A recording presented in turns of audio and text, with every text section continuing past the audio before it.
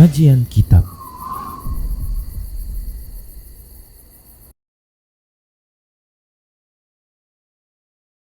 Assalamualaikum warahmatullahi wabarakatuh.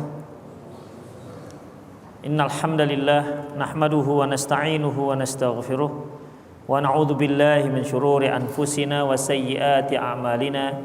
May yahdihillahu fahuwal muhtadi wa may yudlil falan tajida lahu waliyyan mursyida. Asyhadu an la ilaha illallah wahdahu la syarika lah wa asyhadu anna Muhammadan 'abduhu wa rasuluhu alladzi la nabiyya ba'dah.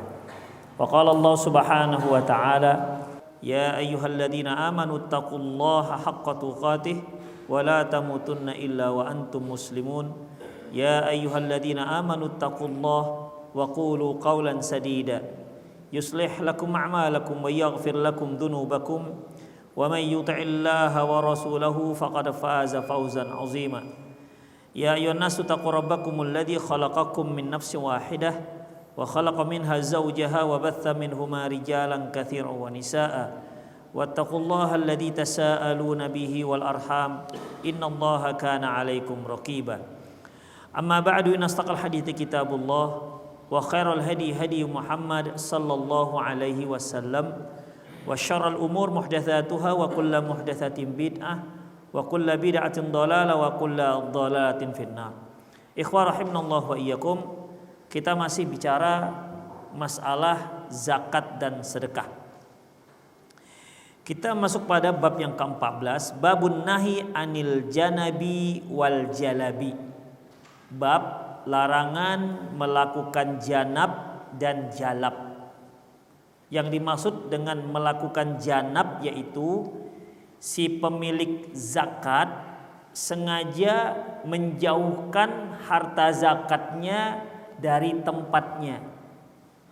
Sengaja menjauhkan harta yang akan dia zakati dari tempatnya. Misalnya kandangnya di Jalan Perona, kambingnya dibawa jauh ke Tembung sana misalnya.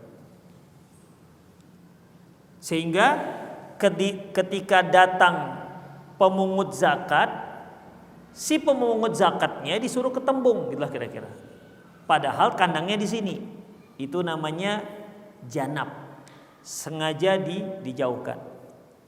Adapun jalab, si pemungut zakat berada di tempatnya, ya, dan yang mau berzakat disuruh datang membawa zakatnya. Seharusnya si pemungut zakat itu datang ke tempat yang akan dipungut zakat.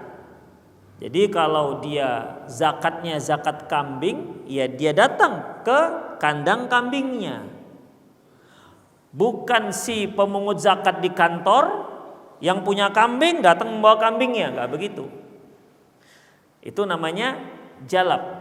Dan juga bukan si pemilik kambing menjauhkan kambingnya dari kandangnya supaya si pemungut zakatnya yang pergi jauh ke tempat kambingnya. Demikian ikhwah, ya. Ini kedua-duanya tidak dibenarkan dalam aturan pembayaran zakat. Yang idealnya di mana harta zakat itu, disitulah si pemungut zakat datang untuk memungut zakatnya. Bukan si pemungut zakat duduk di kantor, duduk di markas dia, lantas yang akan membayar zakat datang membawa zakatnya. Atau si pemilik zakat meletakkan harta yang akan dia zakati jauh dari kandangnya, tempatnya, sehingga si pemungut zakatnya yang jauh pergi ke tempat harta zakat tersebut. Demikian ikhwah. Ini yang disebut dengan babun nahi anil janabi wal jalabi. Bab larangan dari janab dan jalab. Janab tadi apa? Si pemilik zakat menjauhkan harta zakatnya dari kandangnya, dari tempatnya. Kalau jalab, si pemungut zakat menyuruh si pemilik zakat, si yang mengeluarkan zakat untuk datang. Nah, itu dia. Idealnya si pemungut zakat, petugas zakat datang ke tempat si pemilik zakat, si orang yang akan dipungut zakatnya. An Anas radhiyallahu anhu qala Rasulullah sallallahu alaihi wasallam, Rasulullah sallallahu alaihi wasallam bersabda, la is'ada fil Islam. Tidak ada is'ad dalam Islam. Is'ad ini dari kata musa'adah, yaitu menolong. Apa yang ditolongnya? Yang ditolong ini maksudnya ini is'ad ini istilah tolong menolong untuk meratap. Karena ada memang kelompok-kelompok yang khusus meratap. Kalau dia sendiri nggak keluar ratapannya, tapi ketika ada kelompoknya, maka satu dengan yang lain saling menolong supaya rasa haru, rasa ratap itu keluar, sehingga semua pun menangis sambil teriak-teriak. Jadi ada grupnya, ya, ada grupnya. Artinya dia menolong orang ini agar dia bisa meratapi dengan khusyuk gitu kira-kira. Agar bisa meratap dengan apa namanya? Meratapnya benar-benar merasuk ke dalam hatinya. Itulah dikatakan is'ad. La is'ada, tidak ada is'ad dalam Islam, yaitu membantu orang untuk meratapi mayitnya. Wala syigharun fil Islam. Tidak ada sighar dalam Islam. Sighar ini ikhwah, ya, sighar ini adalah apa ya namanya? Macam barter begitu. Misalnya si fulan punya anak gadis, si A punya anak gadis, si B punya anak gadis.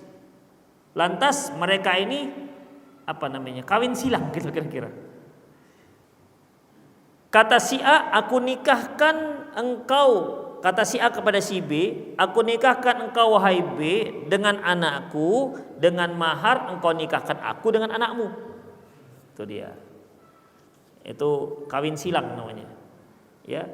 Dengan tanpa ada mahar. Jadi maharnya itu bagaimana?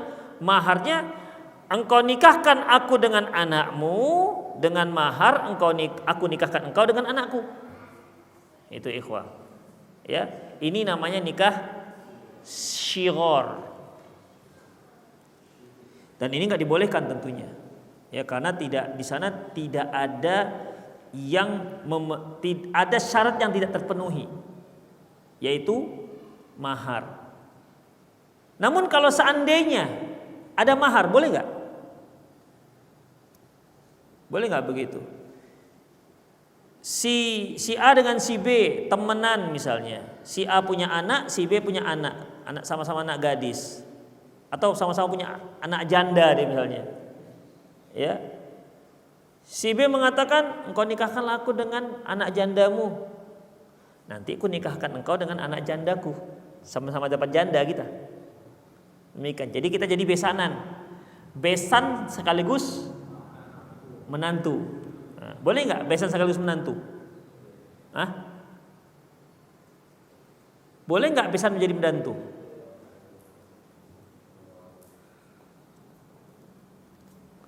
Nah, kalau antum punya besan, boleh nggak besan ini menikahi anak antum? Iya. Bolehlah apa boleh kali atau gimana ini? Boleh, gak ada masalah ikhwah, karena bukan mahram. Kita menikah dengan istri kita, yang jadi mahram hanya bapak dan ibu mertua tok. Hanya itu saja yang jadi mahram kita. Anaknya yang jadi mahram ya anak yang kita nikahi. Anak yang kita nikahi, ipar-ipar itu gak ada yang mahram semuanya. Demikian ikhwah rahimanallah wa iyyakum. Jadi kalau status seseorang besan plus menantu bisa, ya. Besan sekaligus menantu itu dibolehkan.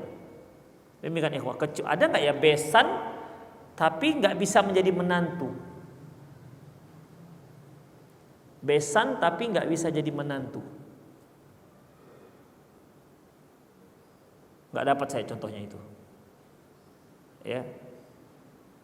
Besan nggak boleh jadi menantu dia.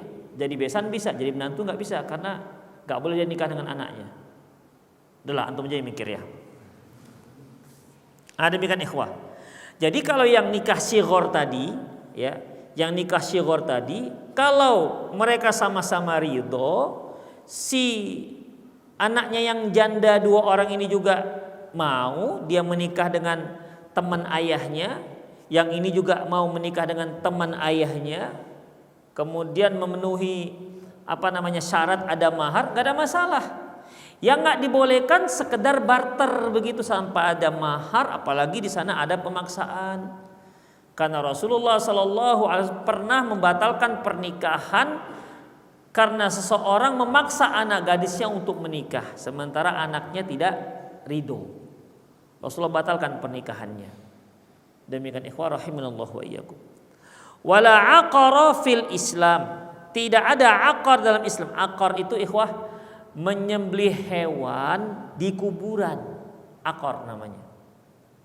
Tidak ada sembelih hewan di kuburan lagi sudah. Demikian. Itu salah satu peraturan Islam. Kalau dahulu sering orang-orang Arab jahiliyah dahulu menyembelih unta di kuburan, menyembelih unta di dekat berhalanya, ya. Dalam Islam tidak lagi dibolehkan menyembelih di dekat kuburan walaupun niatnya tidak ada hubungan dengan kuburan tersebut. Kemudian ikhwah, gimana kalau seandainya dia memang gak ada apa-apa, gak ada niat apapun, tapi dia menyembelih di kuburan. Kalau gak ada niat apapun, kenapa dia menyembelih di kuburan? Oh, mungkin alasannya gak ada tanah yang lain selain tempat penyembelihan selain di kuburan. Mungkin itu. Gak bisa Ustadz, gak ada lagi tempat, halaman gak ada, yang ada hanya di pinggir kuburan yang ada. Disitulah kami bisa menyembelih. Itu bagaimana? Misalnya untuk menyembelih sapi, tak ada lagi tanah cukup lapang. Ada sedikit di samping kuburan, di dekat kuburan. Disitulah kami bisa nyembelih sapi. Itu gimana jadinya? Ikhwah, pada dasarnya nggak dibolehkan. Kalau memang nggak ada juga, buat tembok tinggi-tinggi itu supaya tidak ada kesan bahwasanya orang menyembelih karena kuburan. Karena ikhwah, dari dahulu sampai sekarang yang namanya kuburan ini riskan terjadi kesyirikan.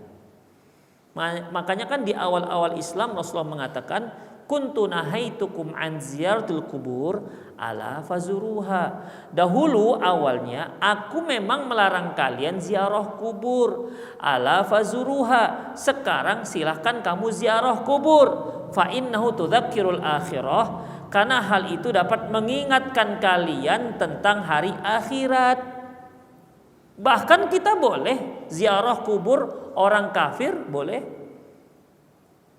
Bedanya kalau kita ziarah kubur orang muslim, fungsinya 2. Kita mengingat akhirat dengan ziarah kubur. Yang kedua, kita mendoakan orang yang dikubur. Kalau ziarah kuburan orang kafir bisa mengingat hari akhirat dan tak boleh kita mendoakan yang dikubur. Hanya satu saja fungsinya. Itu ikhwah, hanya satu saja fungsinya. Jadi intinya boleh.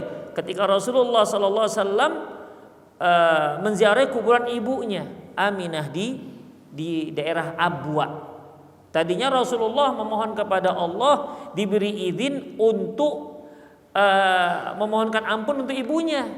Allah Subhanahu wa taala tidak beri izin. Kemudian karena ibunya kan bukan muslimah.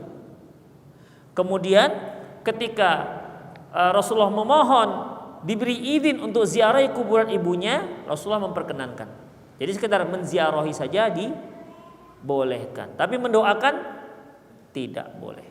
Demikian ikhwan. Oleh karena itu hati-hati sekarang dengan masalah kuburan. Ya, banyak orang yang kami kan ziarah kuburan. Sedangkan ziarah kuburan orang biasa saja dianjurkan, apalagi ziarah kuburan wali. Nah, itu dia. Itu ikhwah. Apalagi ziarah kuburan wali. Ikhwah, ketika kita mengistimewakan satu kuburan dengan kuburan yang lain, ini perlu ada dalil. Demikian ikhwah, perlu ada dalil. Kenapa kaum muslimin ketika di Madinah ziarah ke kuburan Baqi? Karena Rasulullah menganjurkan.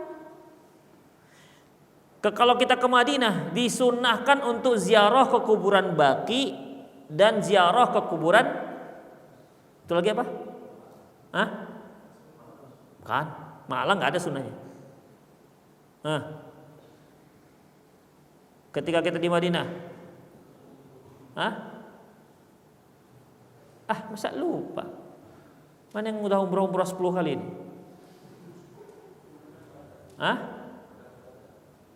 Syuhada apa? Uhud. Iya. Ya. Ketika kita ziarah ke Madinah, kita disunnahkan untuk menziarahi kuburan Baqi dan menziarahi kuburan Uhud.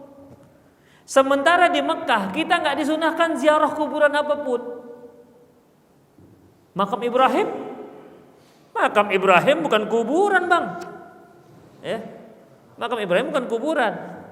Yang kuburan itu ya bahasa Indonesia makam.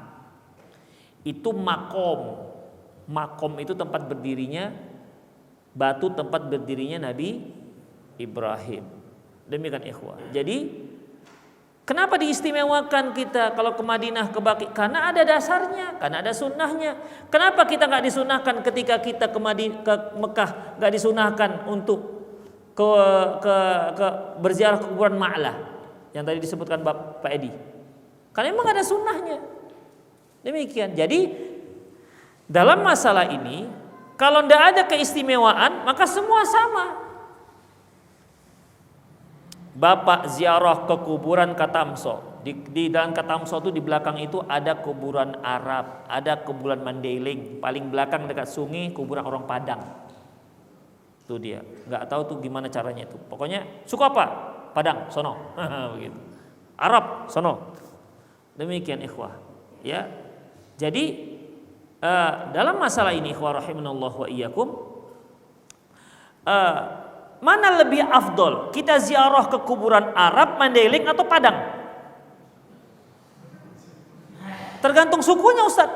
Kalau dia orang Arab, lebih afdol ziarah ke kuburan Arab gitu. Enggak ada, ikhwan. Enggak ada. Sama saja. Kita ziarah ke kuburan Arab, Mandailing, dan Padang sama aja. Nanti kalau kita beda-bedakan, oke lah kalau Padang, di situ ada Padang Pariaman, ada kuburan Padang Bukit Tinggi. Demikian, jadi nggak ada. Yang tidak ada dasarnya sama semua. Demikian, yang tidak ada dasarnya sama semua. Oleh karena itu ikhwah rahimanallah wa iyyakum, nggak ada dasarnya kita memberi kesimpulan Rasulullah menyuruh kita ziarah kubur. Sedangkan ziarah kubur orang biasa saja disunnahkan, apalagi ziarah kubur wali. Ini salah kesimpulan seperti ini. Ya. Kesimpulan seperti ini salah. Mengapa demikian ikhwah? Karena tujuan kita ziarah kuburan apa ini? Mengingat kematian, mengingat hari akhir. Yang kedua, mendoakan. Jadi kita mendoakan yang kuburan itu. Terus ente kalau ke kuburan wali mau ngapain? Coba mau ngapain? Dia kan cuma dua tujuannya. Mau ngapain ke sana? Ke kuburan orang wali. Yang dianggap wali lah. Antum berdoa untuk dia atau antum berdoa untuk antum ke sana?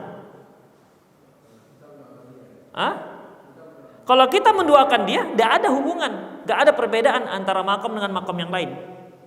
Tapi kalau di sana ada yang ketiga, kita berdoa untuk diri kita, di situ baru bermasalah. Karena kita menziarahi kuburan bukan berdoa untuk kita. Kalau kita mau berdoa untuk diri kita, Anda bisa berdoa di masjid, tidak harus pergi ke kuburan. Demikian ikhwah. Barang siapa yang sengaja pergi ke kuburan untuk berdoa, berarti dia meyakini berdoa di dekat kuburan itu punya keistimewaan. Ketika kita katakan punya keistimewaan, itu perlu dalil. Karena yang mengijabahkan doa siapa? Allah. Anda punya data enggak bahwasanya kalau berdoa di kuburan itu akan dikabulkan oleh Allah atau lebih mustajab? Punya data enggak? Kalau enggak ada, jangan berdusta atas nama Allah Subhanahu wa taala. Demikian ikhwan. Wallahu yakhluqu ma yasha'u wa yakhtar. Allah itu menciptakan apa saja yang Dia kehendaki, wa yakhtar, dan Dia memilih siapa di antara makhluknya yang istimewa. Demikian ikhwah rahimanallah wa iyyakum. Jadi itulah Dia. Makanya tidak ada perbedaan ziarah kubur orang yang dianggap wali dan ziarah kubur orang yang tidak dianggap wali. Kalau seandainya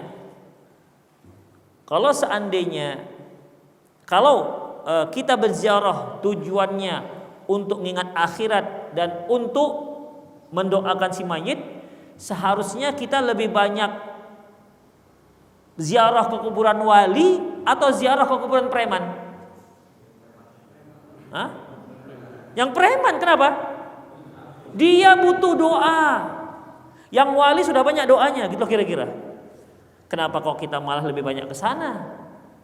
Itulah ikhwah rahimanallah wa iyyakum. Taib. Wala aqara fil Islam. Tidak ada menyembelih hewan di dekat kuburan dalam Islam.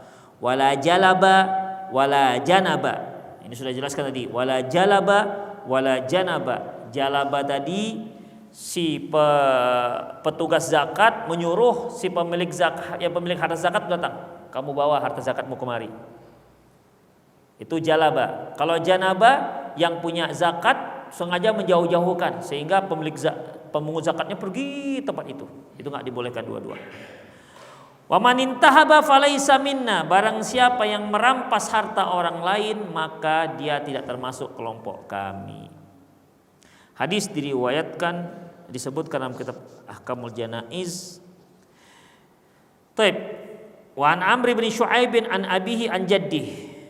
Dari Amr bin Syu'aib, dari ayahnya, dari kakeknya, qala dia berkata, sami'tun nabiyya sallallahu alaihi wasallam amal fathi. Aku pernah mendengar Nabi SAW pada tahun penaklukan kota Mekah, wa huwa yaqul, beliau mengatakan, ayyuhan nas, wahai manusia, maka min halafin fil jahiliyah fa innal islama lam yazidhu illa syiddah. Barang siapa yang pernah berjanji setia. Berjanji setia ini ikhwah, kalau ini biasanya antar suku.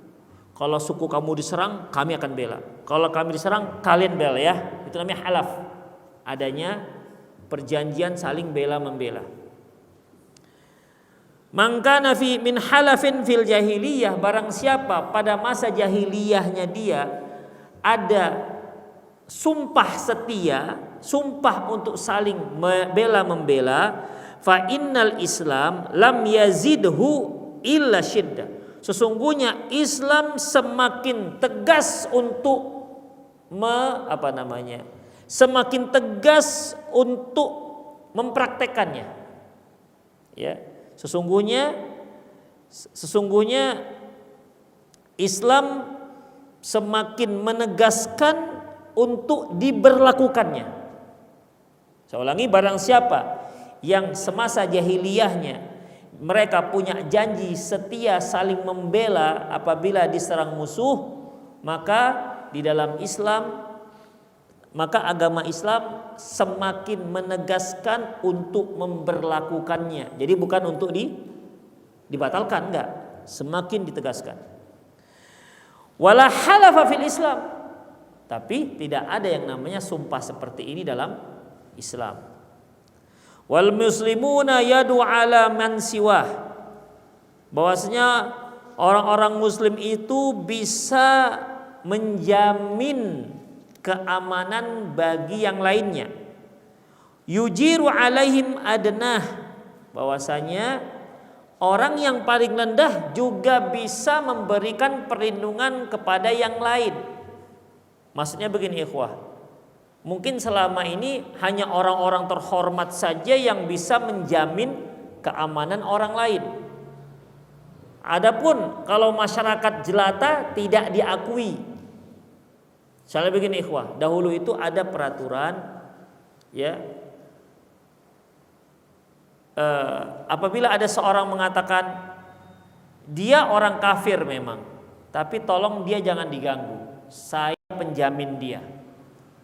Saya penjamin dia. Dia tidak akan merusuh, dia tidak akan membunuh. Intinya dia tanggung jawabku. Makanya tolong jangan diganggu. Jangan dibunuh. Maka tidak ada seorang pun yang boleh menyentuh orang ini walaupun dia kafir. Walaupun saya itu adalah rakyat biasa. Demikian. Biasanya kan yang berlaku seperti ini, yang dilihat dan diperhatikan orang kalau dia pejabat, ya kan? Tapi kalau dia rakyat biasa, apalagi rakyat jelata, oh nggak digobris. Siapa yang menjamin? Siapa? Dia, katanya. Ya, nggak dianggap orang. Dalam Islam sama. Penjamin itu dari masyarakat jelata dengan penjaminnya para pejabat tingkat atas sama dalam Islam. Ya, sama di dalam Islam. Yuraddu alaihim aqsahum. Dan ini bisa juga mencapai pada orang yang paling jauh sekalipun. Tidak hanya ada orang-orang dekat saja, orang paling jauh sekalipun. Wa yaruddu sarayahum ala qa'adatihim. Wa la yuqtal mu'minul kafir diyatul kafiri nisfu diyati al-mu'min wala jalaba wala janaba wala tu'khadh sadaqatihim illa fi diyarihim.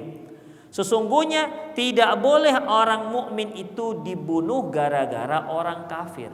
Maksudnya kalau ada orang mukmin, orang muslim membunuh orang kafir, maka tidak berlaku qisas. Ya, tidak berlaku qisas.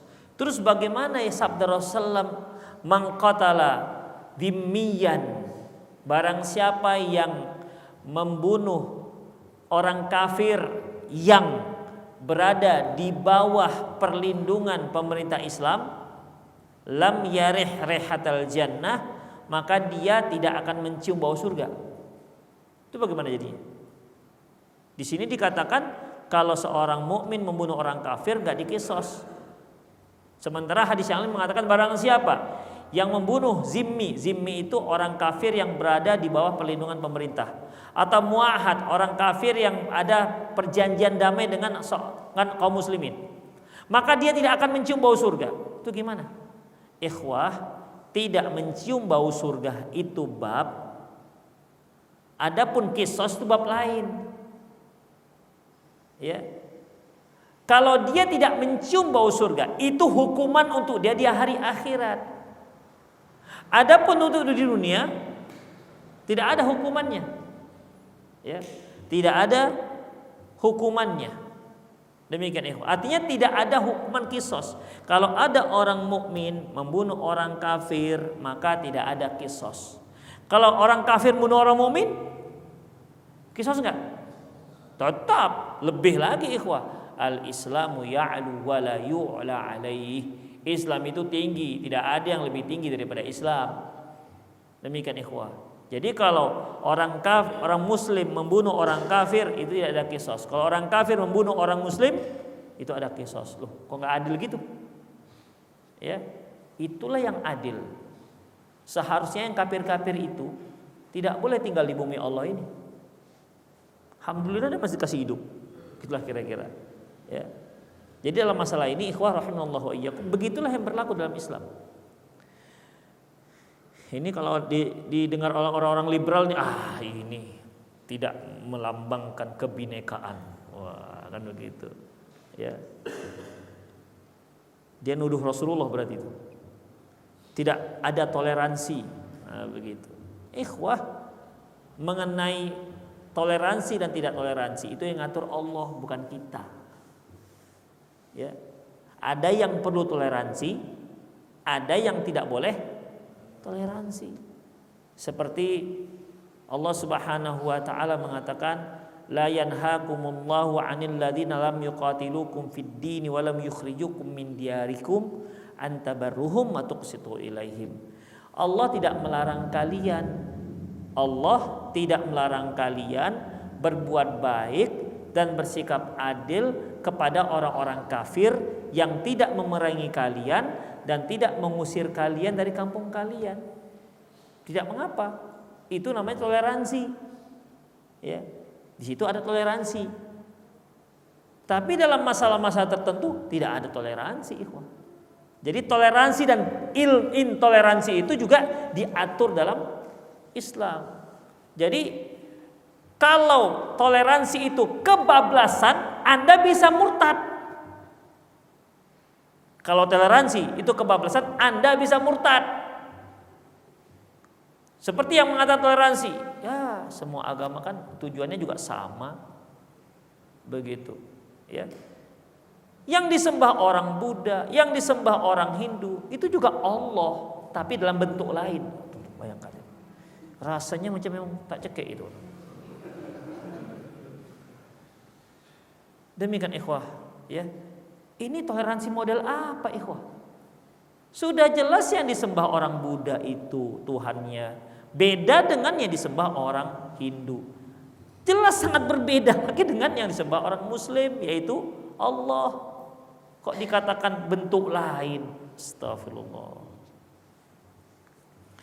Itu pun banyak pula pengikutnya. Taib. Diyatul kafiri nisfa diyatil mu'min. Diyat orang kafir setengah diyat mukmin. Artinya kalau ada seorang mukmin membunuh orang kafir, tentunya disengaja ini bukan enggak sengaja, maka tidak ada kisos. Jadi bagaimana? Dia bayar diyat. Ya, dia bayar diyat itu denda. Dan diyatnya orang kafir setengah diyatnya orang mukmin. Jadi kalau seorang mukmin membunuh mukmin yang lain, kalau dengan sengaja berarti dia harus dikisos. Dia dimaafkan oleh keluarganya, berarti dia wajib bayar diyat. Lebih kurang 100 ekor unta. Kalikan kalau unta-unta biasa ya sekitar 35 juta. Seberapa itu? Berapa? 350 juta. 3,5 M. 3,5 M. Itu ikhwah. Diyatnya orang kafir setengahnya. Diyat orang kafir setengahnya. La jalaba wala janaba. Tidak ada jalab dan tidak ada janab. Wala tu'khadh sadaqatihim illa fi diyarihim. Jangan dipungut zakat mereka kecuali di tempat mereka, di kampung mereka. Jadi bukan mereka yang suruh membawa zakatnya kepada si petugas zakat, dan juga bukan si petugas zakat pergi ke tempat orang yang memberi zakat yang telah dijauhkan harta zakatnya. Min fiqhil bab qala Ibnu Ishaq ma'na la jalaba wala janab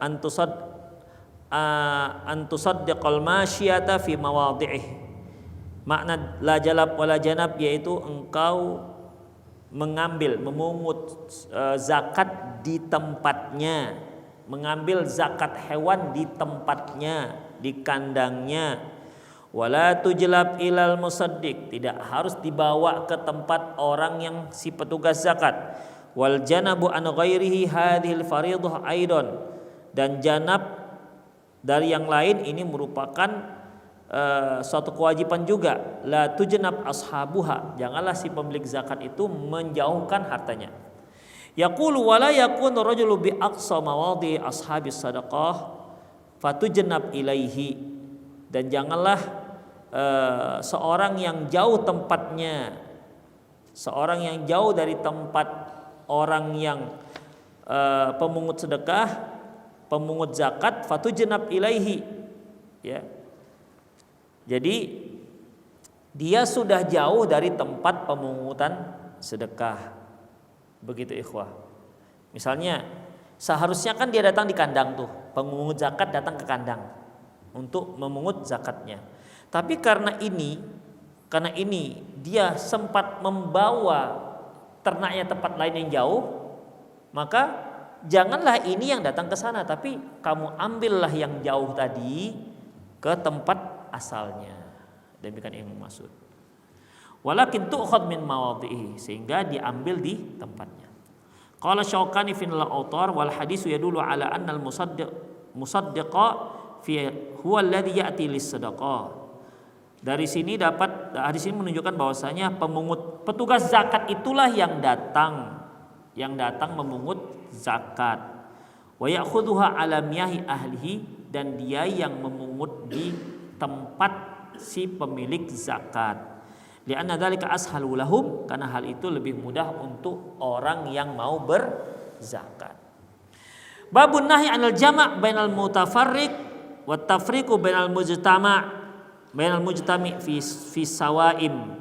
Bab larangan menggabungkan yang terpisah dan memisahkan yang tergabung dalam masalah zakat hewan. Begini ikhwah, tidak boleh menggabungkan yang terpisah dan tidak boleh memisahkan yang digabungkan. Kalau begini, kita ambil zakat kambing. Kambing dikeluarkan zakatnya 1 ekor kambing yang berusia 2 tahun atau lebih, ya, 2 tahun, apabila si pemilik kambing sudah memiliki kambing sebanyak 40 ekor. Jadi dari 40 ekor sampai 120 ekor kambing, zakatnya itu 1 ekor kambing. Jadi kalau si pemilik kambing ini punya 60 ekor, berapa zakatnya? 1. 100. 1. 120. 1. Nah, demikian itu, ya. 1. Kemudian tadi kita katakan itu dulu ya. Dari 40 ke 120 zakatnya 1 ekor kambing. Dari 121 sampai ke 200 zakatnya 2. Saya ulangi. Dari 40 ke 120 1 ekor. Dari 121 ke 200 2 ekor. Berarti dari 201 ke 300 3 ekor. Lihat nih angkanya. Saya ulangi, 40 ke 120 1 ekor. Pokoknya dia di atas 40 sampai 120. Mau 60, mau 100, mau 119 tetap 1. Mau 120 tetap 1. Dari 121 sampai 200 2 ekor. Jadi kalau dia punya kambing 140 1 ekor, 2 ekor.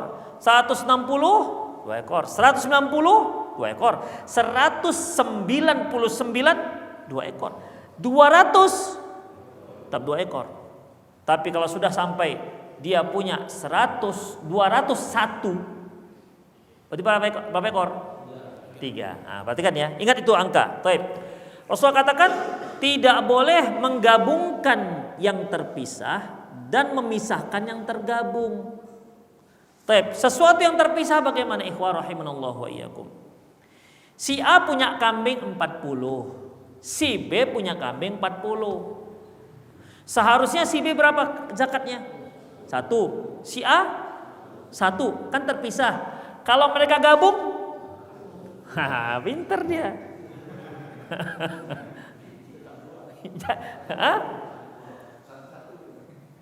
Enggak, itu kalau terpisah.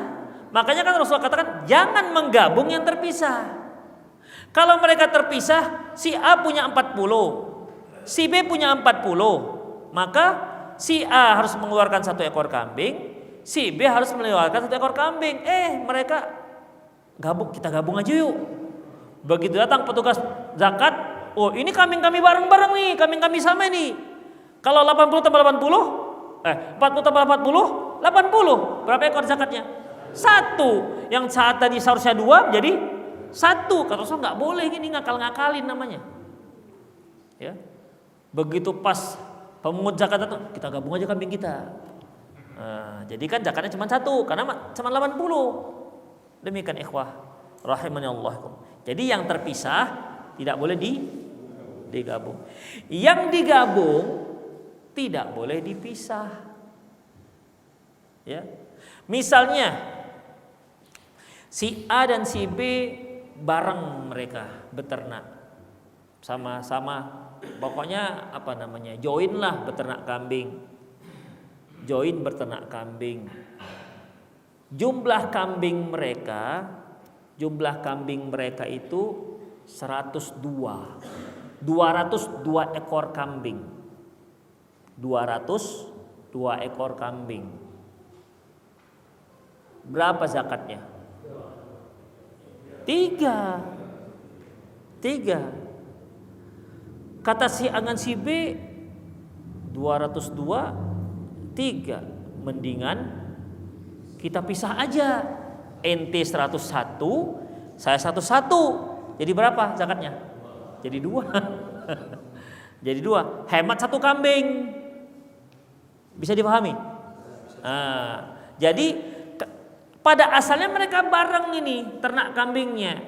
Sampai sudah kambingnya 202 ekor. Yang seharusnya kan tadi dari 202 ekor sampai 300 itu 3 ekor kambing. Pokoknya di atas 200 itu 3 ekor kambing. Ya, taib.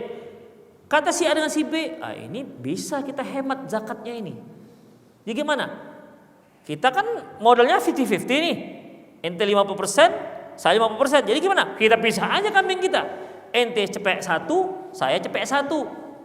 Jadi saya mengeluarkan 1 ekor kambing, ente mengeluarkan 1 ekor kambing. Dengan demikian hemat 1 ekor kambing. Ini yang dikatakan Rasulullah, yang terpisah tidak boleh disatukan, yang satu tidak boleh dipisahkan. Itu dia. Intinya mengapa orang yang dipisahkan itu mau disatukan? Untuk menghemat zakat. Kenapa yang satu dipisahkan? Untuk menghemat zakat, ngakal-ngakali. Itu ikhwah, ya. Itu yang disebut dengan babun nahi anil jami'i bainal mutafarriqi wat tafriqi bainal mujtami'i fil sawaim. Bab tidak boleh menggabungkan dua harta yang terpisah dan tidak boleh memisahkan dua harta yang tergabung dalam saham. Jadi kalau satu sahamnya dalam satu perusahaan, ya sudah hitung semua satu perusahaan. Kalau memang perusahaannya beda-beda, ya sudah hitung beda-beda perusahaan.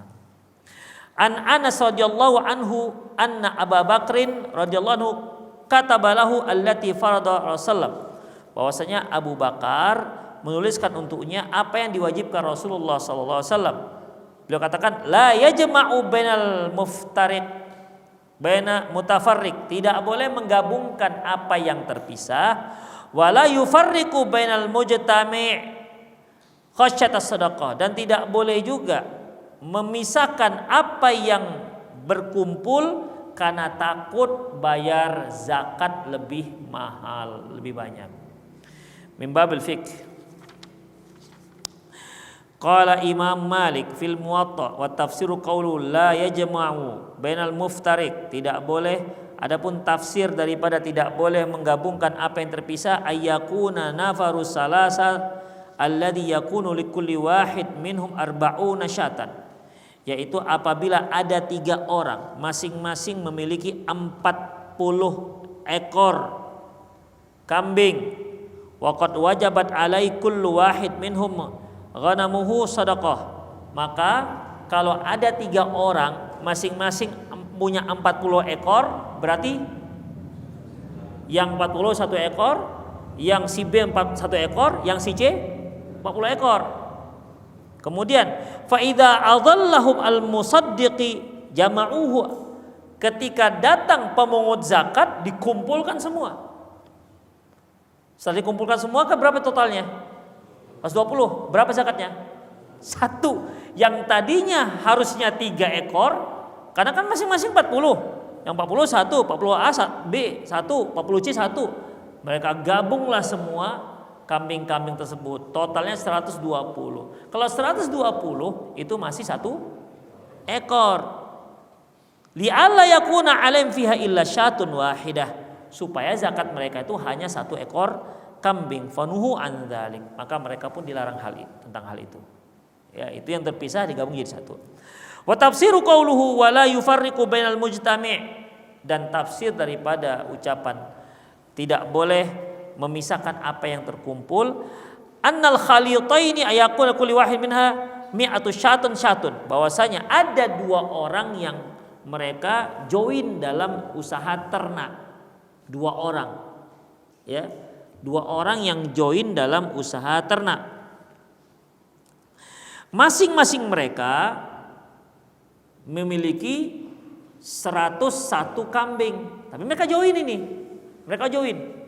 Ya. Ternaknya join. Nanti akan kita sebutkan dari mana kita tahu join enggak joinnya. Dah. Intinya mereka beternak join.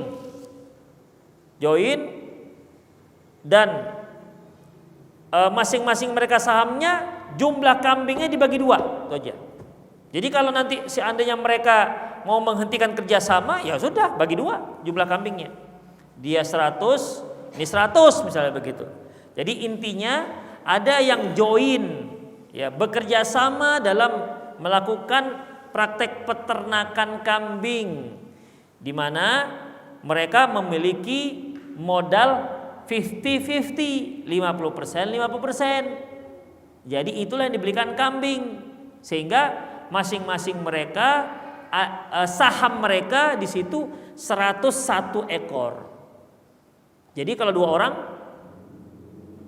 orang jadi berapa? 202 ekor. Taib. Fayakunu alaihima fiha 100 syah. Dengan demikian, kalau 202 ekor zakatnya 3 kambing. Fa idza adhallahumal musaddiq, ketika datang pemungut zakat, farraqa anhuma, maka mereka pisahlah yang 202 ini menjadi 2 bagian. Ya, jadi saham mereka langsung mereka pisahkan. Jadi dengan demikian si A 101 ekor, si B 101 ekor. Falam yakun ala kulli wahid minhuma illa syatun wahid. Berarti kalau sudah 101, berarti masing-masing mereka hanya membayar 1 ekor kambing. Kalau mereka gabung jadi 3 ekor kambing. Taib. Fanaha an dzalik, akhirnya Rasulullah pun melarangnya. Faqila la yajma' bainal muftariq wa la yufarriqu bainal mujtami' khasyata sadaqah. Maka dikatakan kepada mereka, janganlah menggabungkan apa yang terpisah dan jangan memisah apa yang tergabung. Khasyata sadaqah, karena takut bayar sedekah. Hadzal ladzi sami'tu fi dzalik. Inilah yang aku dengar.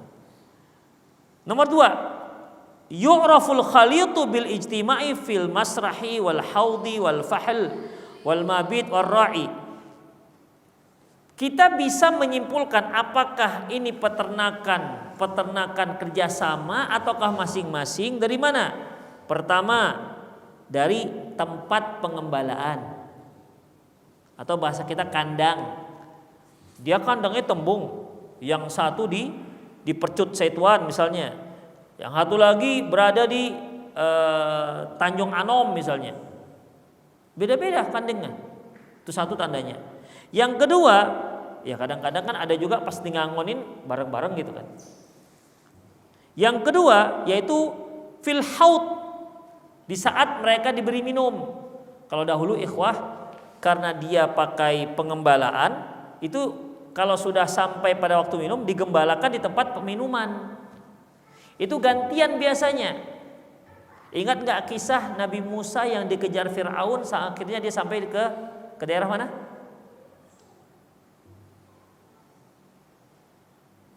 Yang dia diancam karena dia sudah membunuh suku Kipti, akhirnya dia dikejar Fir'aun mau dibunuh. Sampai mana mereka? Ke Madian. Di sana dia bertemu dengan apa? Bertemu dengan 2 orang wanita. Tadudan itu mereka sedang menghalang-halangi gembalaan mereka menunggu giliran. Jadi satu yang punya gembala Digilir, udah selesai, pergi masuk pengembala yang lain, begitu yang satu. Jadi si perempuan ini sibuk menghalang-halangi kambingnya supaya nggak gabung dalam minum karena dia giliran. Demikian ikhwah. Belum lagi dia harus melawan pengembala-pengembala yang lain. Disitulah Nabi Musa menolong dua wanita ini.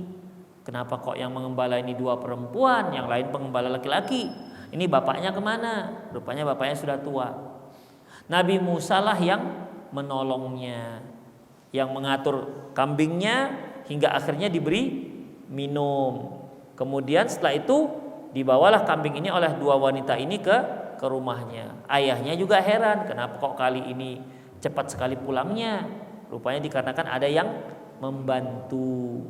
Nah, demikian. Itulah awal ceritanya Nabi Musa akhirnya dinikahkan dengan salah seorang dari dua gadis ini. Kalau dalam kisah Israiliyat, yang satu namanya Laya, yang satu namanya Safuro.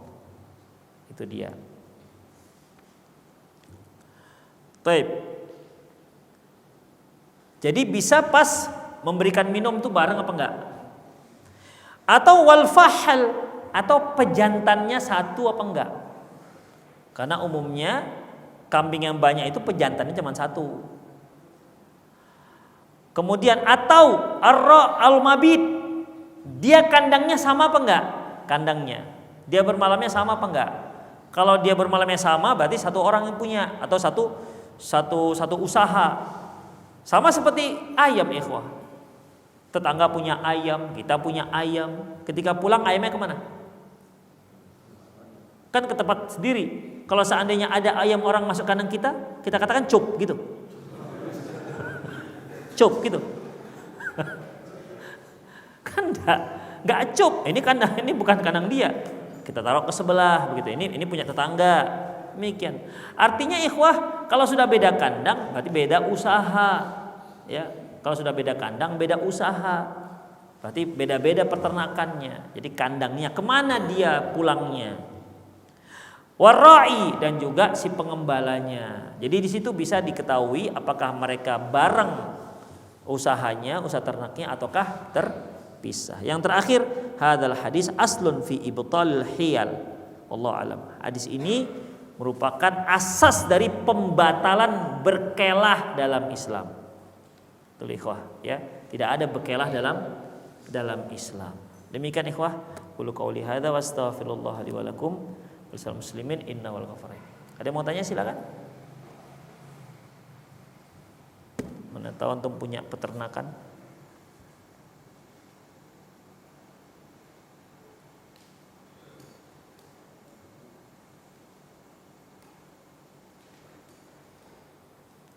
Ada yang nanya langsung?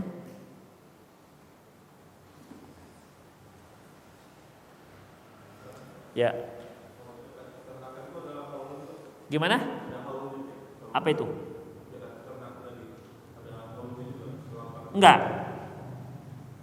Dia kalau sudah sampai 40, ya berarti setahun sekali. Setahun sekali. Artinya misalnya begini. Antum sudah beli kambing misalnya langsung 40 gitu kan. Ya. Berarti tahun depan bayar satu kambing. Begitu dia. Tapi kalau antum misalnya ternak satu, jantan satu, tina satu, kawin punya anak satu.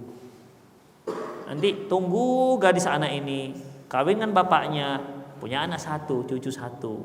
Jadi kakekku, suamiku. Lambat kan perkembangan kambingnya.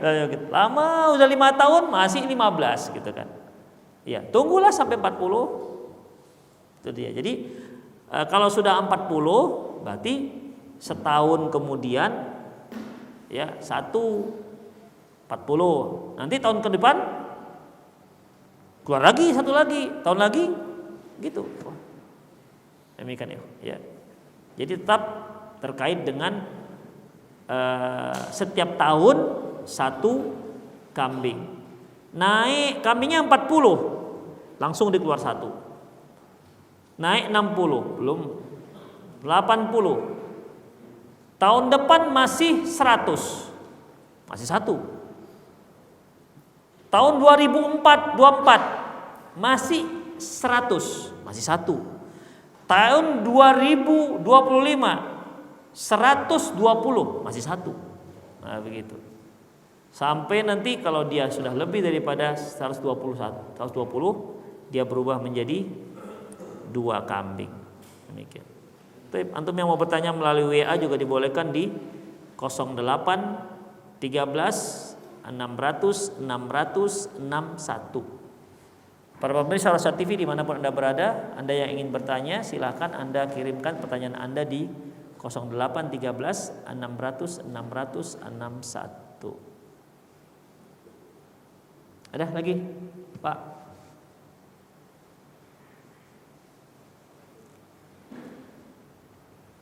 Tidak ada pertanyaan?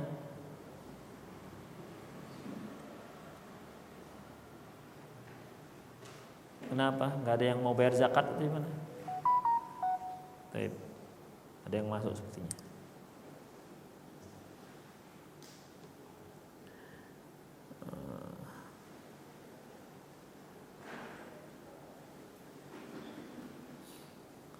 Assalamualaikum Pak Ustadz, begini. Saya kan punya utang ke adik kandung saya, terus saya belum bisa melunasi utang saya ke adik saya, Ustadz. Apakah boleh adik saya membayarkan zakatnya ke saya dengan cara memotong utang saya ke adik saya? Allahu a'lam bishawab. Yang seperti ini kata para ulama kita nggak boleh. Ya. Jadi zakat itu dibayarkan dulu ke fakir miskin, kepada orang yang berhutang, termasuk orang yang terlilit hutang, itu juga termasuk yang boleh mendapatkan zakat harta kita. Demikian ikhwah, ya. Jadi bagaimana? Apakah langsung potong? Jangan langsung potong. Bayarkan dulu ke dia. Si adik mengatakan, "Bang, abang kan punya utang. Jadi abang tuh miskin kali, ku tengok, Bang. Inilah, biarkan zakat." Gitu. Tapi ingat, Bang, abang punya utang. Terserah dia nanti mau bayar lunasi hutangnya ataukah tidak, karena kita nggak tahu. Bisa saja dia punya kebutuhan yang urgen. Kita sebagai orang yang memberikan hutang, ikhwah, kita sebagai orang yang memberikan hutang, kita itu hanya memiliki 2 kemungkinan. Imma uangnya balik atau uangnya 3. Imma uangnya balik, berarti lunas, atau tak balik karena nggak ada yang melunaskan atau orang yang lari, atau berkurang. Untung nggak ada. Kalau untung haram. Kalau antum ngutangin orang, antum hanya 3. Uangnya lunas, berarti dia bayar utang, atau tak lunas, berarti asinlah duitnya, ya, atau berkurang duitnya. Utang 1 juta, dibayar cuma 100.000. Mana 900 lagi? Belum sanggup. Gimana? Nah, potong leherku, potong katanya. Cuma nggak sanggup. Masa mau kita potong leher dia? Demikian. Itulah dia. Tapi untung haram. Makanya dalam masalah seperti ini, Islam mengkategorikan yang namanya hutang itu memang hanya kegiatan sosial, tidak boleh untung. Kullu qardin jara fi nafa fahuwa riba. Semua hutang yang ada untungnya maka dia riba. Demikian ikhwah. Oleh karena itu Allah memberikan aturan, fa in kana dzu usratin fanadhiratun ila maisarah. Apabila kalian lihat dia itu memang kesulitan untuk bayar, fanadhiratun ila maisarah. Kalian beri tangguh, Pak, hingga waktu yang bisa dia bayar. Misalnya seharusnya bulan Juli akhir dia sudah bayar, dia nggak bisa bayar utang. Memang susah. Udah kasih Desember misalnya. Kasih apa itu? Juli, Agustus, September, Oktober, November, Desember, 5 bulan kasih tangguh. Maka itu lebih baik, maka akan besar pahalanya. Tapi yang lebih besar lagi apa? Wa antasaddaqu khairul lakum. Kalau kalian anggap lunas itu lebih baik. Itu aja ikhwah. Jadi kalau kita memberikan hutang orang, ya kita tagih. Kalau dia kembali, alhamdulillah. Kalau dia kesulitan, kasih tempo. Desember. Di Desember juga dia nggak bisa bayar. Nampak emang susah. Kasih Desember tahun depan lagi kan boleh. Ya kan? Demikian besar pahalanya itu ikhwah. Ya. Karena memang besar benar-benar tidak mampu. Tapi alternatif ketiga ada. Apa itu? Anggap lunas. Itu dia. Daripada antum jengkel aja nengoknya kan. Sebenarnya orang yang berhutang dia nggak mampu bayar itu nggak membuat kita jengkel. Yang buat kita jengkel dia nggak bayar hutang tapi sepeda motornya baru, itu buat kita jengkel. Dia nggak bisa bayar hutang, bajunya baru, itu yang buat kita jengkel. Kenapa dia bisa beli baju baru sementara hutangnya belum dibayar? Saya yakin orang-orang yang memberikan hutang itu insya Allah orang lapang-lapang dada, ya. Lapang-lapang dada. Karena pada dasarnya kan uangnya nggak dipakai, uang tuh duduk misalnya. Ya sebulan 2 bulan begitu kan. Terkadang dia butuhnya nggak sekarang. Bisa Pak, bisa akhi saya hutang. Saya perlu loh untuk bulan Agustus. Ya sebenarnya sih ada duit saya, tapi saya perlunya nanti Desember. Gimana? Bisa nggak sebelum Desember dilunaskan? Oh bisa, kenapa tidak? Anda nggak percaya kan aneh, gitu kan? Masya Allah ketika dia berhutang manisnya bagaikan manisnya madu rimba tualang lah pokoknya. Demikian. Tetapi ketika sudah mulai sampai waktu pelunasan, kita lebih jantungan daripada dia. Kita mau bayar Desember, ini uang belum balik. Demikian ikhwan. Pada dasarnya, kenapa orang sekarang itu agak sulit mengutangin duitnya, padahal ada duit itu duduknya? Karena ikhwah, kalau sudah ngutangin, itu bagaikan uang gak akan balik lagi gitu lah kira-kira. Kalau sudah ngutangin, uang itu bagaikan gak balik. Demikian. Kalau sudah ceritanya uang, itu gak ada beda jenggot gak berjenggot. Kalau sudah uang ceritanya, mau jenggotnya sedada, mau jenggotnya seleher, ya, itu bisa baling gara-gara duit. Demikian ikhwan, bisa baling.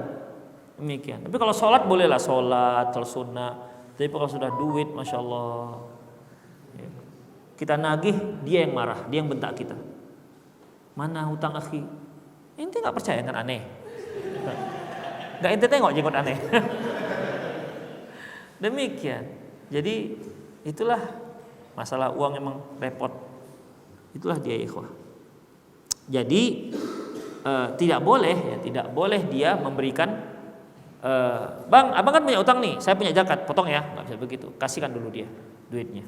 Mungkin dia punya kebutuhan lain. Adapun abangnya belum bisa bayar, kasih tangguh, ya kasih tangguh. Allahu a'lam bishawab.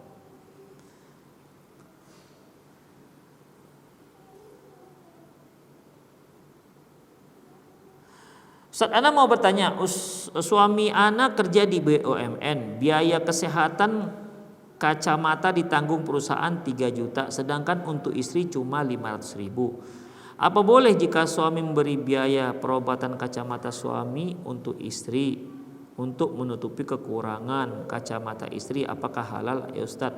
Kan tinggal tanya suaminya, jatah untuk suami kan 3 juta, jatah untuk istri kacamata istri 500.000. Tinggal tanya, bisa enggak ini dialihkan ke istri saya? Begitu. Karena kacamata saya cuma 1.000, sisa 2 juta. Bisa enggak dialihkan ke istri saya? Kalau bisa katanya sudah aman. Demikian ikhwan. Ya. Kalau seandainya bapak sebagai pegawai BUMN, kami berikan duit 3 juta, bapak beli kacamata, seserah bapak mau bagaimana. Kalau itu sudah selesai dia. Ya, antum beli kacamata di pinggir jalan itu kan cuma limpul. Ya, cuma limpul. Kalau yang agak-agak bisa 3 bulan patah gagang, itu 20.000 tuh bisa. Yang 2 bulan patah gagang, lagi pakai kesenggol patah dia, beli lagi 20.000. 20.000 ikhwah. Demikian. Sisa kan kalau beli limpul lah, yang agak 50.000. Berarti kan sisa 2.950.000. Kasihkan ke istri antum. Itu dia. Tapi kalau seandainya maksimal 3 juta, antum mencairkannya harus dengan data fatur yang sesuai dengan data antum, memang maksimal 3 juta, tapi tetap saja pencairannya sesuai dengan faturnya. Berarti nggak bisa antum alihkan ke istri. Demikian itu. Berarti memang hanya maksimalnya 3 juta. Pencairannya sesuai dengan pembelian kacamata. Kan kacamata ada yang mahal, ada yang 500.000, ada yang 1 juta, ada yang 2 juta, ada demikian. Jadi kalau memang itu peraturannya berarti nggak boleh. Ya, Allahu a'lam bishawab. Nah, apa ada yang terlibat kayak gini juga? Ustadz, bolehkah ada boneka dalam rumah? Karena anak saya masih 2 tahun. Boleh, ikhwah. Boneka boleh. Aisyah radhiyallahu anha punya boneka. Bonekanya boneka kuda yang bersayap. Rasulullah SAW ketika bertanya, ya Aisyah, kuda apa ini? Kata Aisyah radhiyallahu anha, waktu itu kan masih kecil. Tidakkah anda tahu bahwasanya kuda Nabi Sulaiman itu bersayap? Kata Aisyah kepada Rasulullah. Rasulullah pun tersenyum. Demikian. Jadi Rasulullah tidak melarang Aisyah radhiyallahu anha punya boneka. Syekh Albani rahimahullah memberikan dispensasi membolehkan boneka untuk anak-anak. Ya. Membolehkan boneka untuk anak-anak. Demikian ikhwah. Itu sebagai tempat mainan dia, pembelajaran dia kalau dia punya adik dan seterusnya. Tetapi kalau boneka itu dibeli untuk dipajang di lemari tamu, itu nggak dibolehkan. Karena itu bukan lagi mainan, itu untuk pajangan. Kalau untuk pajangan hukumnya kembali seperti hukum patung. Ya, hukum patung. Kadang-kadang ada orang pergi ke luar negeri beli aksesoris itu kan. Beli aksesoris nanti bentuknya penguin, kecil-kecil taruh di lemari tamu, nggak boleh, itu patung semua. Atau antum beli celengan ayam, taruh di kamar, patung. Gimana caranya? Potong kepalanya, tinggal ambil duitnya.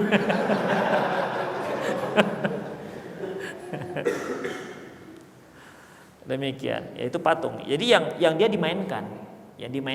Jadi kalau sudah boneka itu dimain-mainkan oleh anak-anak, jadi tidak ada lagi kemungkinan untuk dihormati dan dimuliakan.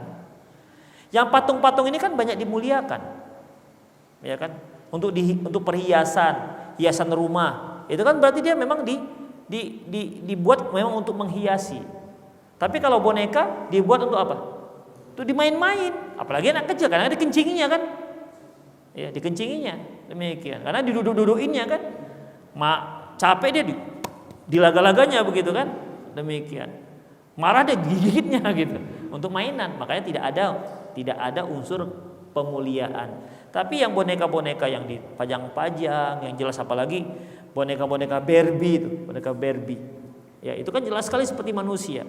Enggak apa-apa kalau untuk main, insyaallah enggak apa-apa. Tapi pilihlah, diganti pakaiannya. Jangan pakai cawat begitu kan. Buatkan jilbabnya gitu kan, kayak cadarnya gitu. Jadi Barbie Islami. Nah, demikian. Kaos kakinya buatkan, kaos tangannya. Kalau dia bunyi baca Quran, tilawah, makanya udah mualaf lah Barbie-nya. Sudah masuk Islam. Itu ikhwah. Boleh. Tapi kalau dibuatkan gitu untuk dipajang-pajang nggak boleh.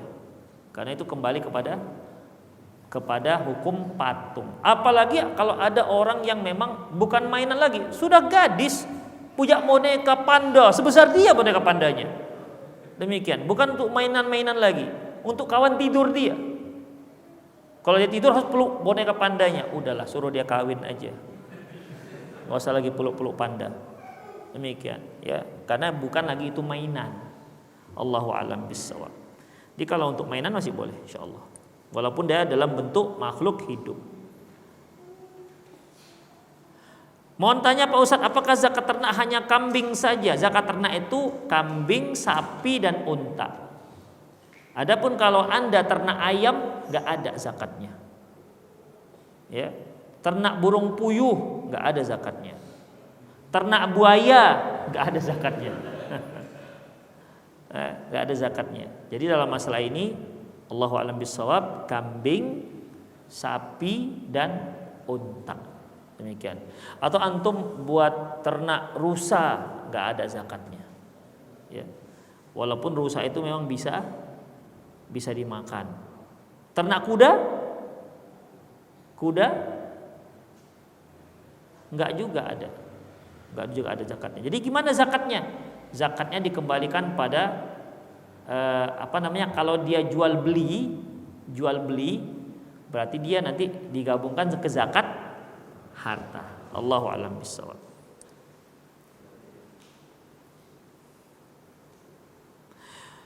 Demikian ikhwah, semoga bermanfaat. Aku qouli hadza wa astaghfirullah li wa lakum wa muslimin innahu ghafurur rahim. Subhanakallahumma wa bihamdik asyhadu an la ilaha illa anta astaghfiruka wa atubu ilaik. Wa sallallahu ala nabiyyina Muhammad wa ala alihi wa ashabihi ajma'in wa akhiru da'wana alhamdulillahirabbil alamin. Assalamualaikum warahmatullahi wabarakatuh.